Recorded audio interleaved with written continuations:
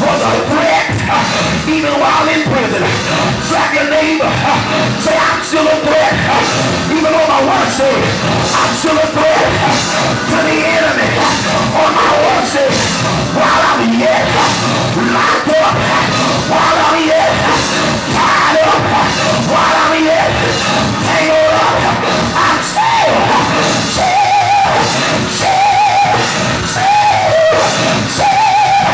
I'm still a threat. Yeah, yeah, yeah, yeah, yeah, yeah.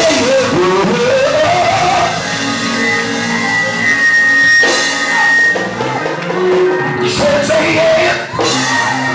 Say it.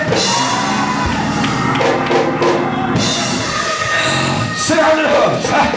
I'm getting ready to close here. I got one more night with this tomorrow night. So I'm going to lead something for tomorrow night.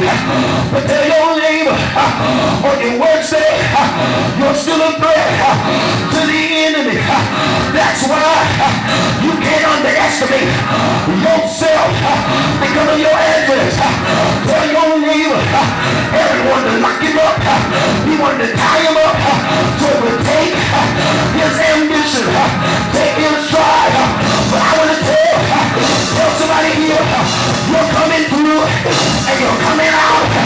Generational curses, sickness, poverty, disease, rumors, lies, scandals, the gossip, the hell.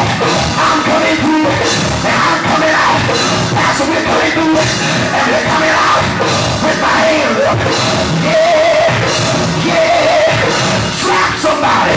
Say, this is not a dream. You're coming through it. Come on, let me got some. My subject here.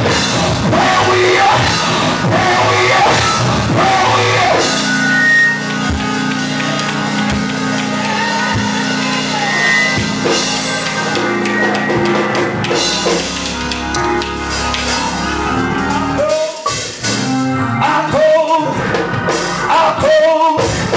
I'll close with this.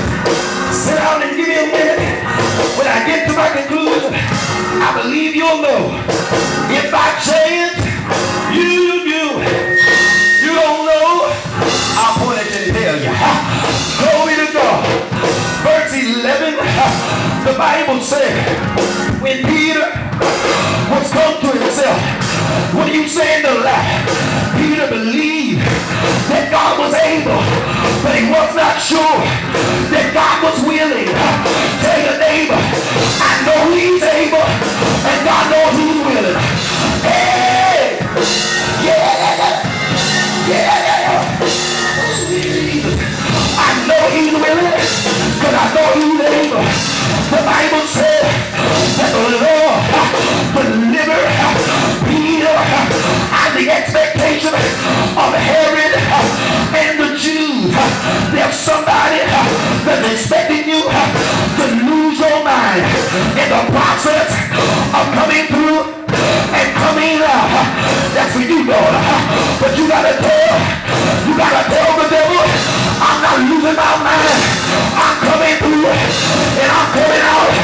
God's going to confuse my enemy. They're going to wonder. We sing a song. My soul, my soul, my soul, my soul. Look back and wonder how your enemy is going to wonder how you got through it with the right mind. Pastor Powell should have been rocking from side to side. Hey, hey, all you've been through, you should have been homeless. Should have been called, but God, I could have preached that there, but God. Look at your neighbor, and I get ready to close. Say, but God, but God.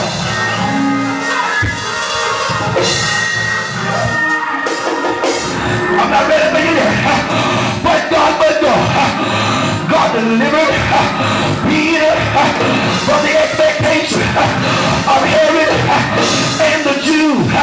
What you saying to that? The devil wasn't satisfied with Peter being captive. The enemy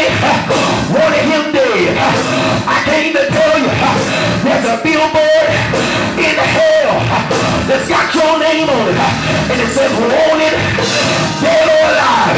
But I came to tell you, we can't die here. We can't die here. Look at your neighbor. Say, cancel the insurance policy. You ain't dying here. Hey! I've got something to live for. I've got something to fight for. I've got something to shout for. Wow! Wow! Hey! I'm closing now. Look at your neighbor and say prayer. Say prayer. Say prayer. I know prayer will. In a will. Well, will is what I call a helping verb. It shows future tense that determines an outcome. When you pray, it will determine how you're going to come out. So we find in the text that Peter came out of prison. He went to the house where the church was with one accord, praying for Peter. Can I pause right there? Parenthetically, if you will, it's so hard to get the church to get with one accord. Everybody has their own agenda. They're doing a godly thing with a fleshly intent. They're singing, or they're shouting, or they're dancing. They got a fleshly intent. Some people are here because they want a boyfriend, want a girlfriend. They don't want a wife. They don't want a husband. They just want sex. Preach apostle. So preach our will. You got folk in the house of God. Come to network. Come to make food. But slap your neighbor. So when the church gets with one accord, it's not about you, not about your title, not about your clothes, not about your shoes. It's about the kingdom agenda. What's on the mind of God? What's on the mind of God? What's on the mind of God? I will preach the mind of God. We find the church was praying when Peter began to knock at their door. Rhoda, whose name means Rose. I can put the message on her name right there. Oh, I'll pick that back up another night.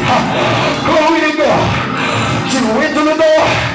She heard the voice of Peter. She ran on back to the church. They were still praying. She said, Peter,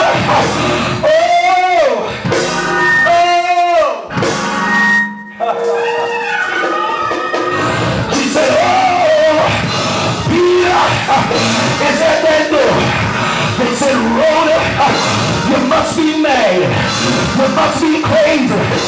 I want to tell the church, it's a sad thing to pray without expectation. Slap your neighbor and say, if you're going to pray, expect a miracle. I believe this, and I've been saying it for years. God can take a mess and turn it into a miracle. Slap your neighbor and say, God can take your mess and turn it into a miracle. When you pray, expect to see the thing you prayed about change.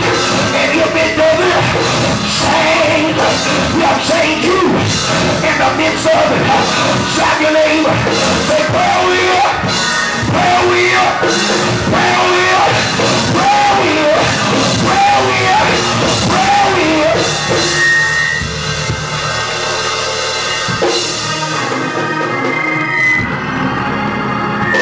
I'm closing, and I'm not completely finished, but I'll pick it up another time. So I'll close with this.